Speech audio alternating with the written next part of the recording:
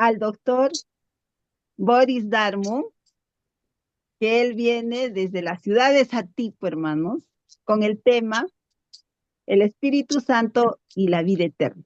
Le damos la bienvenida y el pase. Boris, por favor. Buenos días, hermanos, Eh, ¿cómo están? Un gusto de saludarlos. Gracias, Cristina. Cristina es compañera mía del Colegio Unión, así que nos conocemos hace muchos años. Y qué privilegio poder ser invitado para compartir con ustedes el mensaje de esta mañana.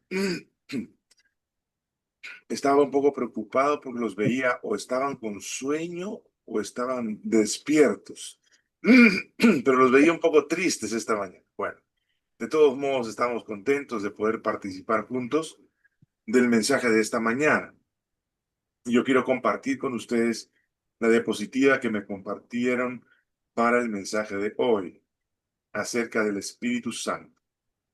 El Espíritu Santo y la vida eterna. Revisando el material, yo me doy cuenta que muchas de las cosas que nosotros leemos o participamos, siempre salta una pregunta. ¿Por qué nosotros queremos estudiar acerca del Espíritu Santo relacionado con la vida eterna? Esa pregunta salta a nuestra mente porque seguramente hay alguna inquietud que nosotros mismos no hemos podido contestar. Y tomamos una parábola de la Biblia como la parábola de las vírgenes, para que podamos nosotros entender un poco qué es lo que está pasando respecto a la promesa del Señor y su venida o el establecimiento de su reino. Y por eso utilizamos este mensaje escrito en la Biblia o estipulado en la Biblia en el capítulo 25 de San Mateo, donde dice que tardándose el esposo cabecearon todas y se durmieron. No es raro en la vida del ser humano tener cansancio espiritual y no necesariamente eclesiástico, como por ejemplo algunos pensamos, estamos yendo a la iglesia, estamos estudiando nuestra Biblia, estamos dando nuestros diezmos. Y alguna vez, mientras leía esto, recordé cuando le dije a mi papá que Jesús venía pronto y él me dijo, ¿cuándo pues? Tú me dices que va a venir, pero ¿cuándo? Yo no veo que viene. Generalmente el retraso genera en nosotros situaciones de estrés, no tanto por el retraso en sí, sino por el hecho mismo de saber si nosotros estamos preparados para encontrarnos con Jesús. La parábola de las vírgenes no es otra cosa más que el encuentro de Jesús con su iglesia, y no necesariamente una iglesia constituida por un nombre, sino una iglesia identificada por el Espíritu de Dios. No es una iglesia que tiene sus nombres en un libro escrito.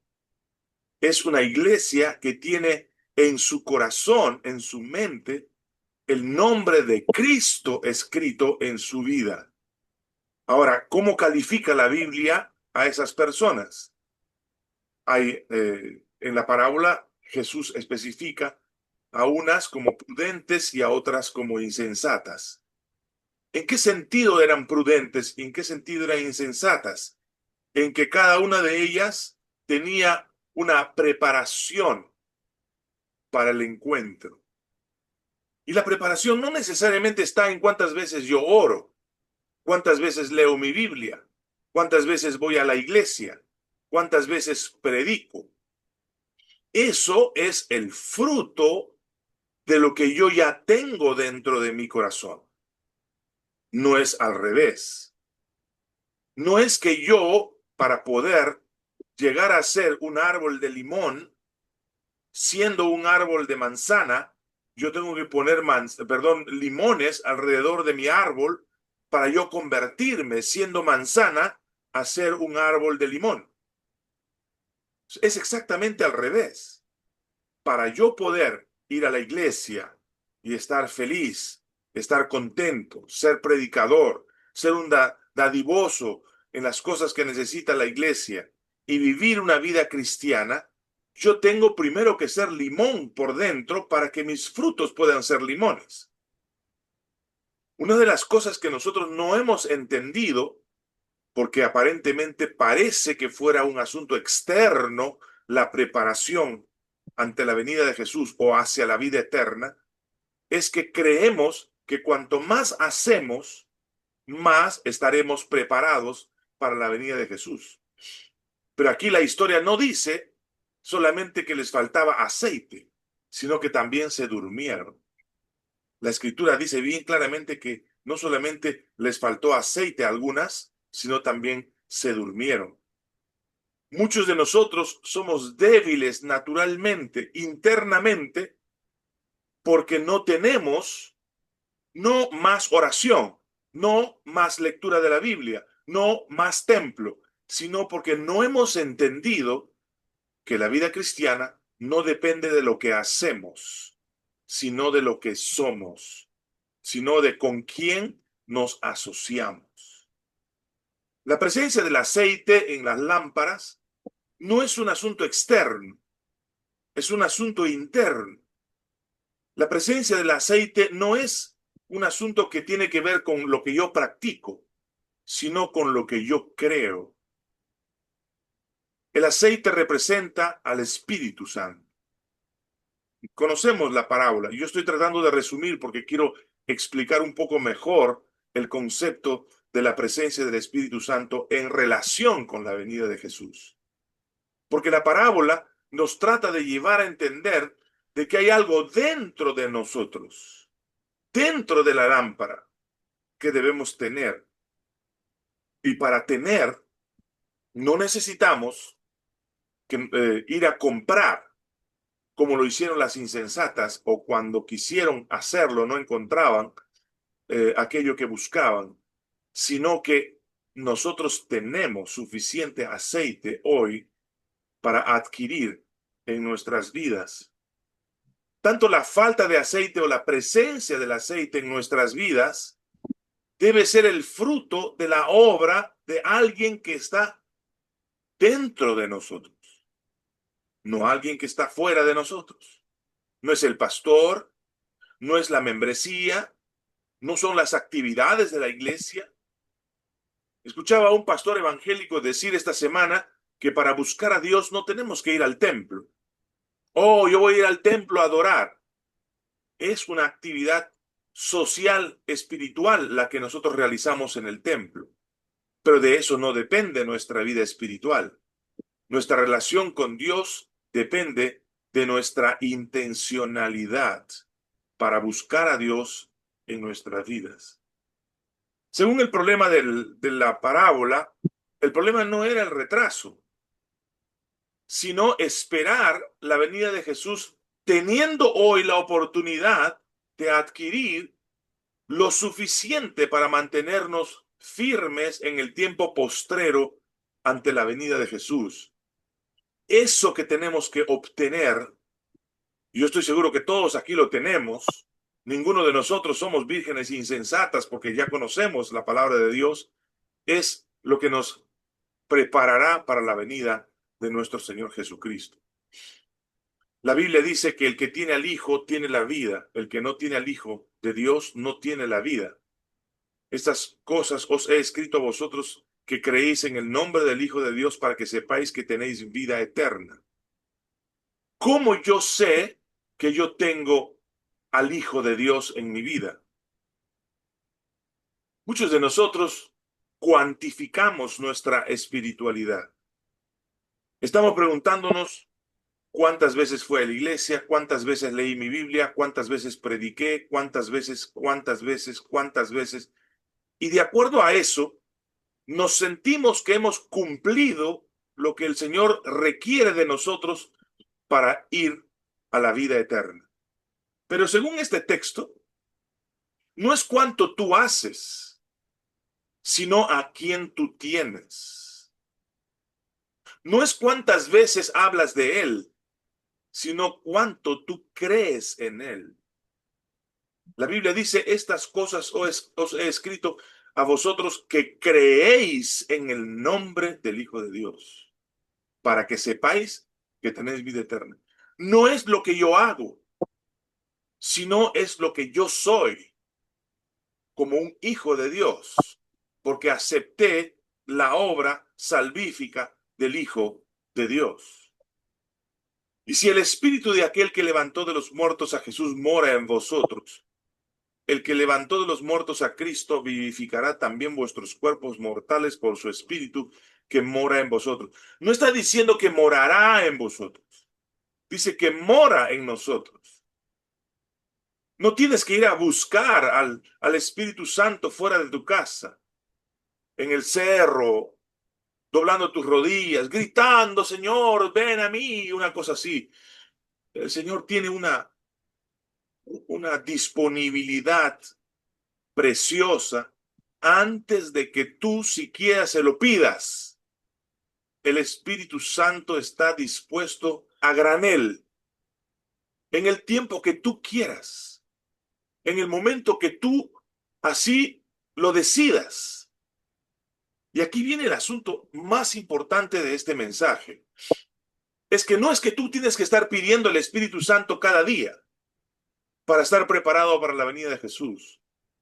El Espíritu Santo no es una cantidad de arroz en la cual yo tengo que pedirle al cantinero para que me pueda vender el arroz y yo poder alimentarme todos los días. La alimentación de la palabra de Dios no es el fruto de la compra del beneficio de Dios. Es el resultado de la presencia de Cristo en mi vida, de la presencia del Espíritu en mi vida. Porque nadie que no tenga el Espíritu de Dios en su corazón puede leer la Biblia. Nadie que no tenga a Cristo en su corazón puede apreciar el mensaje de la palabra de Dios. Porque la Biblia dice que así el querer como el hacer lo haces solamente por la voluntad de Dios.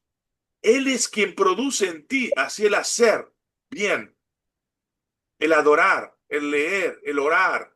Él produce dentro de ti. No tienes que buscar al Espíritu Santo en una acción externa, en una reunión masiva.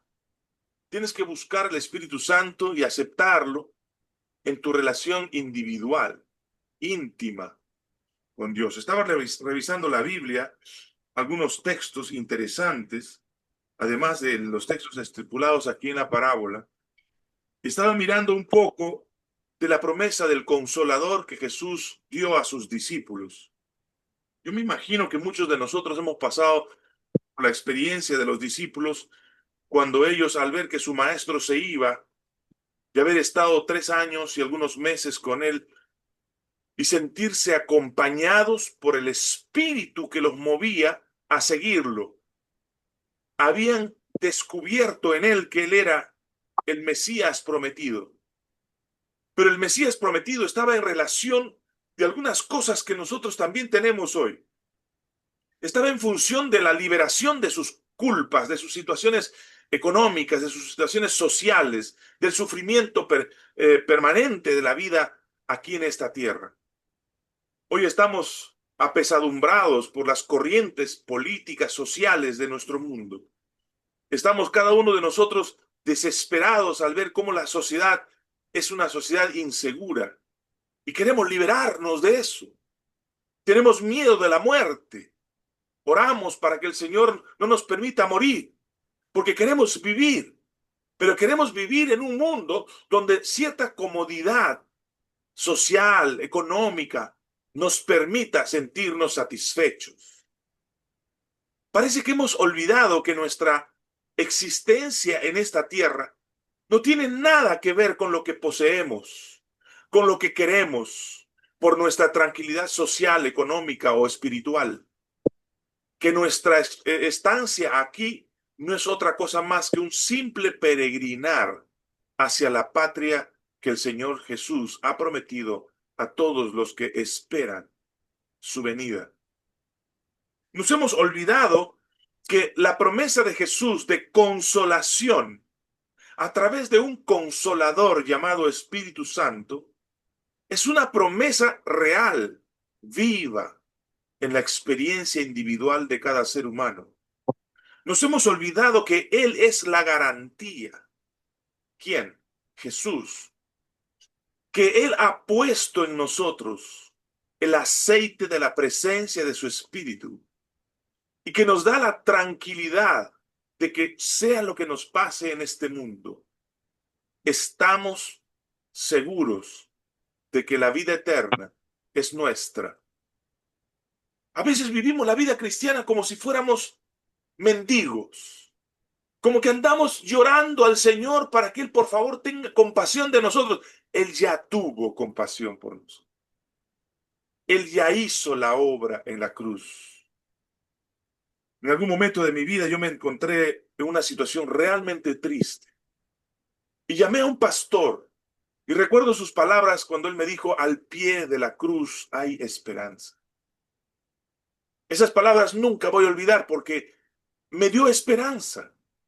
Yo pensé que andaba perdido, que andaba sin esperanza, que andaba sin Dios, porque había andado por caminos equivocados.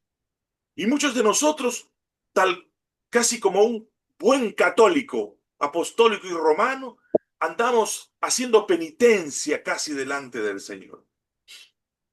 Cuando nos enfermamos sentimos como que Dios nos ha abandonado. Cuando no tenemos dinero sentimos como que Dios no está con nosotros. Cuando en la iglesia hablan mal de nosotros nos sentimos como que fuimos rechazados por Dios porque algunos hermanos no nos quieren. Comenzamos a vivir una vida de tristeza, de fracaso, casi deprimidos, una espiritualidad de depresión. Y vamos a Cristo como que parece que Cristo estaría lejos de nosotros. Yo recuerdo la oración de Daniel en la esclavitud, cuando él estaba orando, Señor, ten piedad de nosotros, acuérdate de tu pueblo. Y el ángel le dice, antes de que tú ores, yo ya había sido enviado para contestar tus preguntas, tus preocupaciones. Una de las cosas que nosotros hemos sufrido en este mundo a raíz de lo que pasamos en las experiencias diarias de la vida es que hemos perdido el concepto de la presencia del Espíritu Santo en nuestras vidas. Vivimos como solitarios, como abandonados, como desamparados. Y Jesús dijo, yo voy a estar con vosotros a través del Consolador. Yo voy a estar en vosotros. Lo único que tienen que hacer ustedes es permitirme. Y hay una parábola antes de hablar de lo que está hablando Jesús acerca de la obra del Espíritu Santo en el capítulo 15 del libro de San Juan que dice, ustedes tienen que ser como la vid y el pámpano. Permanecer juntos. ¿Qué significa permanecer juntos? ¿Cómo entendemos el concepto de la permanencia en Jesús? ¿Cuál es el concepto que hemos desarrollado nosotros para entender cómo permanecer con la presencia del Espíritu Santo en nuestras vidas? Les doy una buena noticia. Si tú un día aceptaste a Jesús como tu Salvador personal, el Espíritu Santo tomó posesión de tu vida. ¿Y sabes qué? Él nunca, nunca se fue de tu corazón porque cometiste un pecado, porque te rebelaste contra Dios.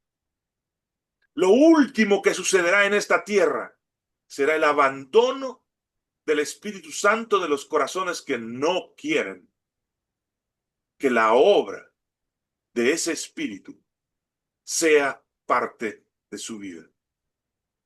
Yo quiero darte una buena noticia. Y esa noticia es de que tú no tienes que vivir una vida de desesperación ni de desánimo. No tienes que vivir una vida de inseguridad respecto a la venida de Jesús. ¿Sabes por qué? Porque la vida eterna está asegurada si es que tú le dejas al Espíritu Santo obrar en tu corazón. Hay un capítulo en el libro de Corintios escrito por el apóstol Pablo.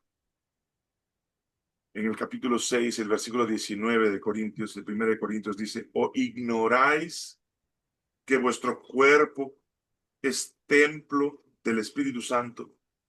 Y escuchen lo que dice, el cual está en vosotros, el cual tenéis de Dios y que no sois vuestros.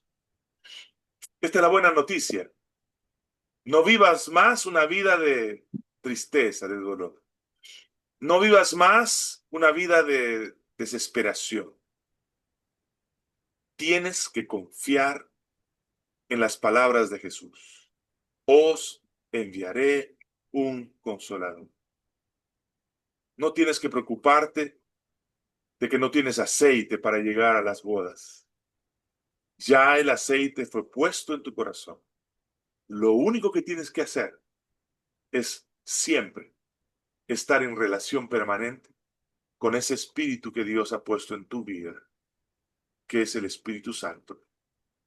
La única garantía que tienes para la vida eterna no son tus diezmos, no son tus ofrendas, no es tu asistencia a la iglesia, no es tu cargo en la iglesia, no es si eres amigo del pastor o no, no es que si amas al pastor o no lo amas, no es que si eres miembro de la iglesia o no eres miembro de la iglesia fiel con tu tiempo, predicando, haciendo las obras del Señor, sino la única garantía que tú tienes para la vida eterna es que tú permitas que el Espíritu Santo permanezca siempre